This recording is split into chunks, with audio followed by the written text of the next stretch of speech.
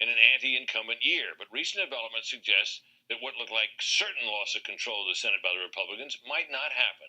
So let's look into some of the most critical Senate races. And for that, we turn to Scott Jennings, who did political analysis for the Bush 43 White House and now does it for us. Scott, welcome. Thank you. Let's go through some states here that were on that map. First of all, Indiana. Indiana is a state that's a Republican-held seat that looks certain to flip to the Democrats. But what are you seeing now? Democrats thought they had a slam dunk recruit in Evan Bayh, who used to hold the seat, and he comes back to, in their mind, hopefully replace Dan Coates. But he's run a terrible campaign, mostly because he doesn't live in Indiana anymore, which the Republicans have made hay out of.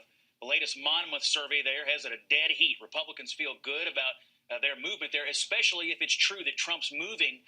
That could help pull Todd Young, the Republican, across. Yeah, that race is now just a 2.3-point lead for Young in the Real Clear Politics average. Missouri is a red state if there ever was one.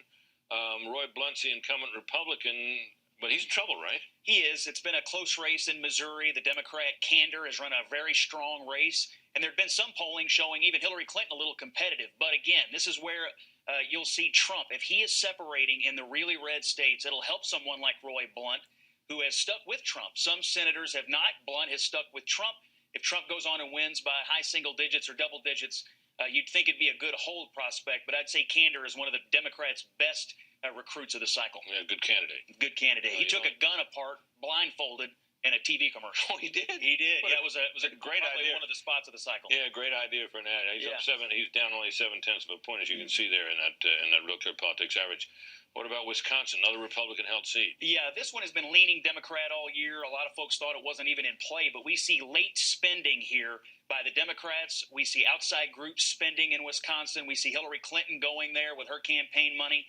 So clearly something's going on in Wisconsin. Yeah, doesn't seem to be reflected in Real Clear Politics averages. Has Ron Johnson down to the former senator, the man he replaced, actually, Russ Feingold, by nearly 7 points. Yeah, the polling averages here haven't looked good for Republicans, but late movement in both parties has convinced me that there's some concern on the Democrats' part that Johnson's not totally out of it, but this one does lean Democrat. All right, now, New Hampshire, which has been closed for a long time. What do you think? What are you seeing there? Flat dead heat in New Hampshire. Ayotte, unlike Blunt saying Missouri, has had a different relationship with Trump. She's sort of disavowed Trump. She's running against Governor Hassan, and it's been a very close race. Yeah, both of those candidates are popular with the voters, aren't they? They are. Both have been popular, and both have had interesting journeys in their campaign. They've had ups and downs. Republicans feel good about Ayotte's campaign skills. If Trump doesn't win New Hampshire. Yeah, and it's not very close up there for him, is it? Not at the moment. But again, this is another state where you can see if Clinton falters at the end, even if she holds on to the White House, if she loses a few points in a blue state like New Hampshire, wins it, but wins it close, you can see where Ayotte could win. And Republicans like Ayotte's political skills. Yeah, she's been pretty popular up there. North Carolina, this seems to be the state of the week that everybody's talking about. Your thoughts about North Carolina for the Republican incumbent Senator Richard Burr there? Yeah, Burr's been in a dogfight all year against Deborah Ross. Burr has run what some people think has been a bit of a lackluster campaign. He's up slightly, and he's up a little bit in this Elon poll out.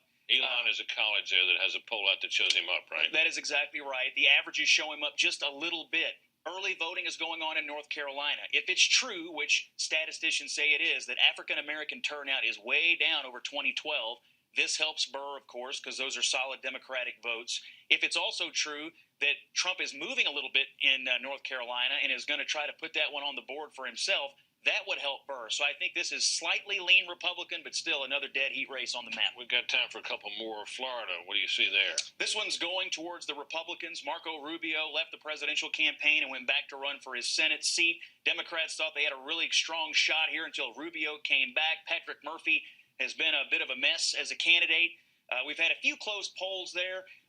Hispanic early voting here has been up, and although that might hurt Donald Trump, Marco Rubio is going to be stronger with the Hispanic voters in Florida, so it looks like and feels like Rubio is on his way back to the Senate. And lastly, quickly, Nevada. Nevada, dead toss-up, hard state to poll. We've had polls showing the Republican up and polls showing the Democrat up. Early voting here looks a lot like it did in 2012. If that's true, that's good news for the Democrats. Heck has been battling hard. This is a personal seat. This is the seat of retiring Harry Reid, and so the Republicans would love to pick it off as a way to hold the majority. Yeah, and that would be a gain. Yeah, right. Okay, Scott, tremendous stuff. Thanks very much. Thank you. Obamacare would